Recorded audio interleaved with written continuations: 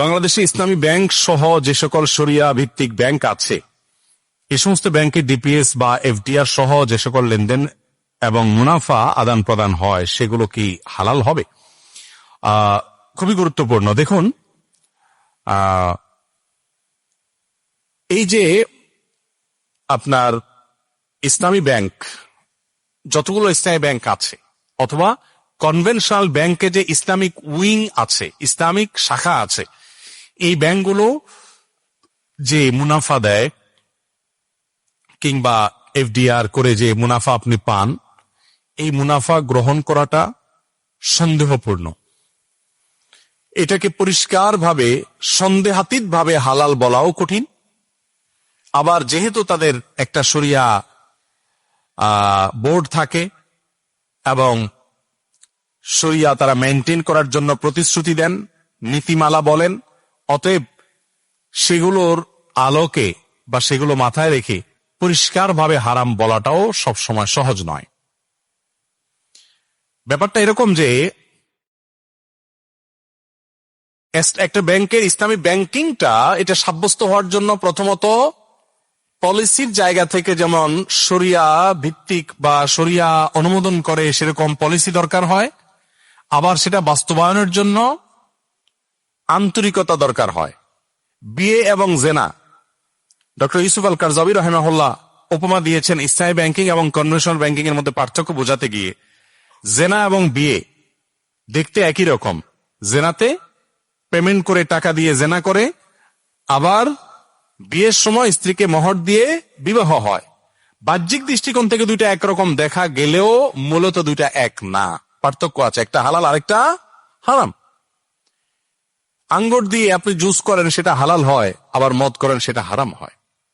পারতপক্ষে বা বাহ্যিক দৃষ্টিতে একরকম মনে হলেও সবসময় এগুলো এক না। তো এই জন্য একটা ইসলামী ব্যাংক যখন ইসলামী ব্যাংকিং করার জন্য প্রতিশ্রুতিবদ্ধ হয়, সেই পলিসিগুলো যদি সঠিকভাবে না করে যে এটা দুটো তো একই, এভাবে করলে ইসলামী ব্যাংকিং হবে, এভাবে না করলে ইসলামী ব্যাংকিং হবে না, তো দুইটা তো একই মনে হচ্ছে, এটা মনে করে কেউ যদি ইসলামী ব্যাংকিং এর পলিসিটাকে অ্যাভয়েড করেন তাহলে সেটা হারাম হয়ে যায়। এজন্য ইসলামী ব্যাংকিং কতটা হচ্ছে শুধু পলিসি থাকলে হবে না, সেটা আপনাকে জানতে হবে। আমি একবার বাংলাদেশের শরিয়া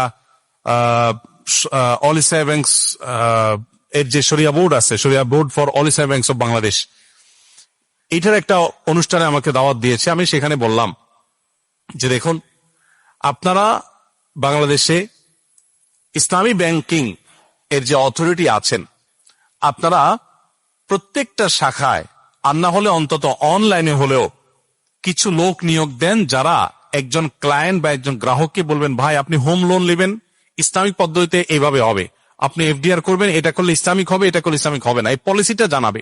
সাধারণ মানুষ ইসলামী ব্যাংকিং আর সাধারণ ব্যাংকিং এর পার্থক্য কিছুই বুঝে না। তো এমপ্লয়িরা যারা আছে তারাও অনেকে বুঝে না, অন্য কনভেনশনাল ব্যাংক থেকে আসছে, তখন নামে মাত্র ইসলামী ব্যাংকিং হয়, কাজে ইসলামী ব্যাংকিং হয় না। তো এই জন্য এই বিষয়টাকে আমি বলি সন্দেহপূর্ণ। যদি কারোর বিকল্প কোনো হালাল পথ থাকে উপার্জনের, তিনি সেটা অবলম্বন করা উচিত। যদি কারোর বিকল্প কোনো পথ না থাকে তাহলে নিরুপায় হিসাবে এই সন্দেহপূর্ণ এই জিনিসটা তার জন্য জায়েজ হতে পারে। নবী করিম সাল্লাল্লাহু আলাইহি ওয়াসাল্লাম বলেছেন, আল হালালু বাইয়িন ওয়াল হারামু বাইয়িন ওয়া বাইনাহুমা উমুরুন মুশতাবিহাত।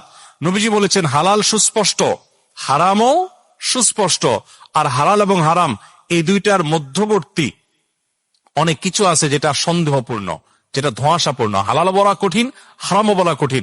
এই জায়গায় আমাদের উচিত হবে সেফ সাইডে থাকা, অর্থাৎ সন্দেহপূর্ণ বিষয়ের ঊর্ধ্বে থাকা। সেই জায়গা থেকে আল্লাহ তাআলা ব্যবসাকে হালাল করেছেন, আমরা ব্যবসার দিকে মনোযোগী হওয়ার চেষ্টা করতে পারি।